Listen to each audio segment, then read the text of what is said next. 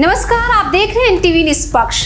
तिरुपति मंदिर के लड्डू में जानवर की चर्बी और दूसरी चीजों की मिलावट पर पूरी दुनिया का हिंदू समाज काफी दुखी है।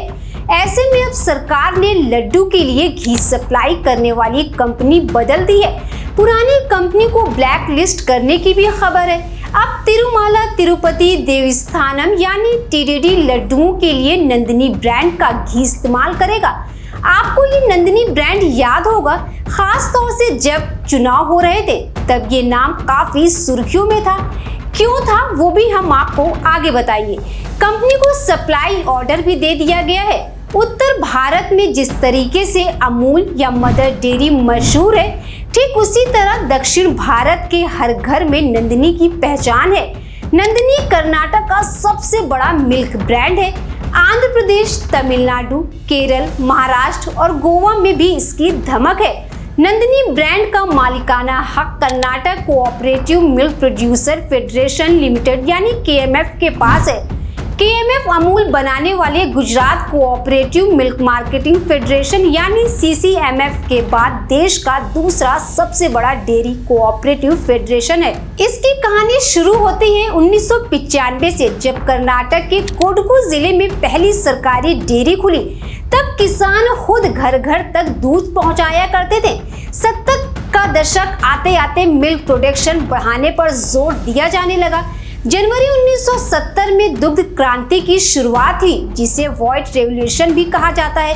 इसी समय वर्ल्ड बैंक भी डेयरी प्रोजेक्ट्स कई स्कीम्स लेकर आया। साल 1974 में कर्नाटक सरकार ने वर्ल्ड बैंक के डेयरी प्रोजेक्ट्स को जमीन पर उतारने के लिए राज्य में कर्नाटक डेयरी डेवलपमेंट कॉर्पोरेशन यानी केडीसीसी का गठन किया।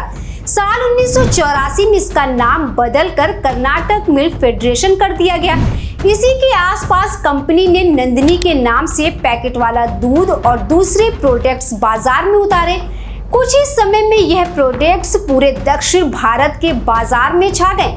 आज कर्नाटक मिल्क फेडरेशन यानी केएमएफ राज्य की 15 डेयरी यूनियन की अगुवाई करता है, जिसमें Bengaluru cooperative milk union, Kolar cooperative milk union, Mysore cooperative milk union जैसी कई यूनियंस शामिल हैं। यही डेयरी यूनियन डिस्ट्रिक्ट लेवल की डेयरी को कोऑपरेटिव सोसाइटी से यानी डीसीएस के जरिए गांव-गांव से दूध खरीदती है और फिर इसे केएमएफ तक पहुंचाती है।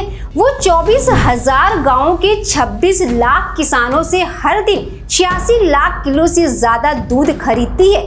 केएमएफ की सबसे खास बात यह है कि वो जिन किसानों से दूध लेती है उनमें से ज्यादातर को डेली पेमेंट करती है, क्योंकि ज्यादातर छोटे किसान और दुग्ध उत्पादक हैं।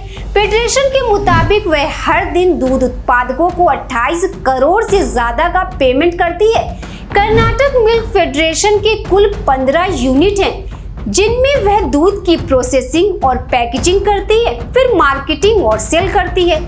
कर्नाटक मिल्क फेडरेशन नंदिनी के नाम से दूध, दही, बटर, पनीर, चीज, फ्लेवर्ड मिल्क के अलावा चॉकलेट, रस, कुकीज, ब्रेड, नमकीन, आइसक्रीम जैसे 148 से ज्यादा प्रोडक्ट बनाता है। साल 2022-23 में केएमएफ का कुल टर्नओवर 19,774 करोड़ था। नंदिनी कर्नाटक में लोगों की भावनाओं से जुड़ा हुआ है, इसलिए जब अमूल ने कर्नाटक के रिटेल मार्केट में जाने का फैसला किया तो काफी बवाल मच गया था। कर्नाटकी राजनीतिक पार्टियों ने इसे उत्तर का दक्षिण में घुसपैठ तक करार दिया था। राजकीय विधानसभा में भी अमूल बनाम नंदिनी एक मुद्दा बन गया था। हालांकि अमूल ने भी इसको लेकर दावा किया कि कर्नाटक के कई शहरों में, खासकर बेंगलुरु में दूध की जितनी मांग है उसकी डिमांड पूरी नहीं हो पा रही है, इसलिए उसने ई-कॉमर्स प्लेटफॉर्म के जरिए दूध बेचने का फैसला किया।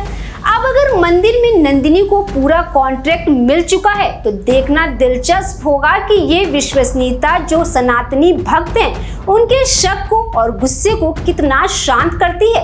ऐसी ही रोचक जानकारी के लिए एनटीवी निष्पक्ष के साथ बने रहें। शुक्रिया। देश विदेश की ताज़ा खबर पाने के लिए हमारे चैनल एनटीवी निष्पक्ष को सब्सक्राइब करें व बेल आइकन दबाना ना भूलें।